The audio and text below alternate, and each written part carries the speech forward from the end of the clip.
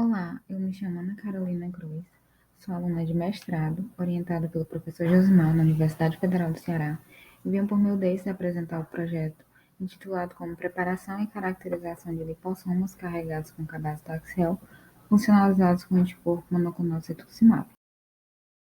O câncer de próstata é o quarto mais incidente no mundo, com a predominância de 95% dos casos.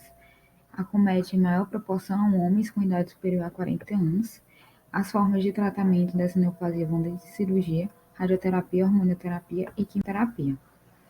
O tratamento dessas neoplasias é comumente individualizado para cada paciente. No entanto, ele pode apresentar eficácia limitada em decorrência de mecanismos adquiridos de resistência a múltiplas drogas, que estão associadas à glicoproteína P. Em 2010, o FDA aprovou o cabazitaxel como uma nova opção terapêutica para o tratamento de câncer de próstata metastático resistente à castração e refratário ao uso do docetaxel. Ele é um taxane de segunda geração que inibe a polimerização dos microtúbulos e tem baixa afinidade pela glicoproteína P. Em contrapartida, ele é um fármaco altamente hidrofóbico, apresenta efeitos de neutropenia e trombocitopenia, não tem a seletividade do tratamento e apresenta efeitos de hipersensibilidade relacionada ao uso do Twin 80 em sua formulação.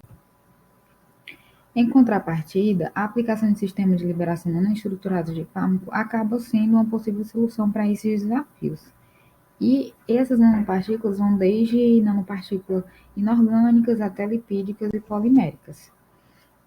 Dentre elas, destaco os lipossomos, visto que são o objetivo do presente estudo. São estruturas anfifílicas, que apresentam duas camadas que podem tanto carrear fármacos hidrofílicos quanto lipofílicos. Permite muitos benefícios que são muito bem vistos pela oncologia. No entanto, as quimioterapias convencionais apresentam muitos efeitos colaterais em decorrência da inespecificidade do tratamento, gerando muita toxicidade para as células saudáveis. Então, o desenvolvimento de nanopartículas em combinação com o anticorpo monoclonal, o cetuximab, e carreados com cabazitaxel para células de câncer de próstata que superexpressam EGFR, acaba sendo uma alternativa potencial e inovadora para a entrega seletiva desse fármaco em ambiente tumoral. Assim, os objetivos do presente estudo consistem em desenvolver lipossomos funcionalizados com cetuximab e encapsulados com cabazitaxel e avaliar a integridade do anticorpo no carreador e também a interação com esse receptor. Inicialmente, os lipossomos foram preparados por método de hidratação do fundo lipídico, onde os lipídios utilizados foram previamente estudados por Souza em 2022. Em seguida, essas formulações foram caracterizadas fisicoquimicamente por tamanho, PDI parcial zeta, eficiência de encapsulação foi avaliada por método de filtração e avaliado por espectrofotometria. Os resultados encontrados são expostos na tabela 1, onde as nanopartículas apresentaram caracterizações satisfatórias, onde o PDI esteve dentro dos parâmetros desejados, um PDI mais próximo de zero, que indica a homogeneidade dessas nanopartículas, e o potencial zeta, que reflete a carga e estabilidade dessa formulação, onde a carga negativa é mais proveniente do material utilizado, ou seja, do lipídio, e a eficiência de encapsulação, que reflete a capacidade do nanocarreador em encapsular o fármaco em estudo. E quanto mais próximo de 100, mais desejado e satisfatório possível é.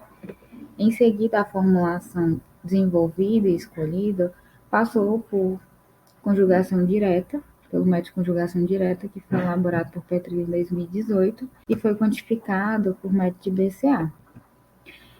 Em seguida, após o processo de conjugação, as nanopartículas e monolipossomos foram novamente caracterizadas a fim de avaliar a interferência do anticorpo nesse processo de conjugação. E foi possível ver através da tabela 2 que essas caracterizações, ou seja, a conjugação com o anticorpo, não interferiu, tampouco modificou alguns parâmetros, como, por exemplo, a eficiência de encapsulação, que ainda ficou com uma alta eficiência de encapsulação, em torno de 89%.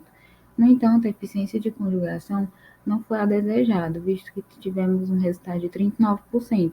Em contrapartida, a gente encontrou alguns outros estudos que indicaram que alguns monolipossomos permitiam conjugar cerca de 50% do anticorpo à sua superfície.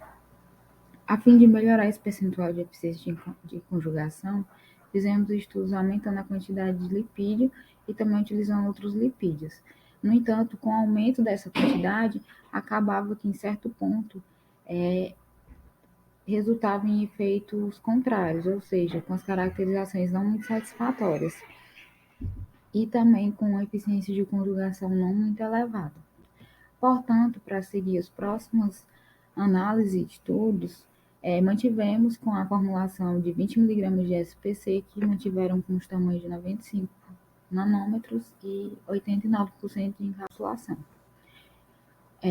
Os imunolipossomos foram, então, caracterizados pela estrutura do anticorpo, avaliar a integridade de estrutura por eletroforese em gel, onde foi possível identificar as cadeias leves e pesadas, que estavam em acordo com outros estudos de imunolipossomos feitos por Eloy em 2020.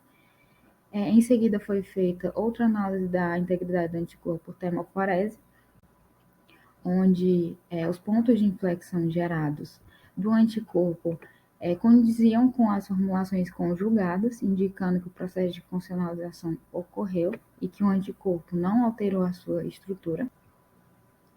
Em seguida, foi feito o estudo de interação do anticorpo receptor por ELISA, onde foi mostrado e foi perceptível pelo gráfico 2 que as formulações conjugadas com o anticorpo apresentaram intensidade de interação muito semelhante à do anticorpo livre, diferentemente da do lipossoma, que é uma formulação que não tem um anticorpo conjugado, apresentou uma intensidade mais reduzida. Em seguida, também foi feito o estudo de interação do anticorpo receptor por Western blot, onde foi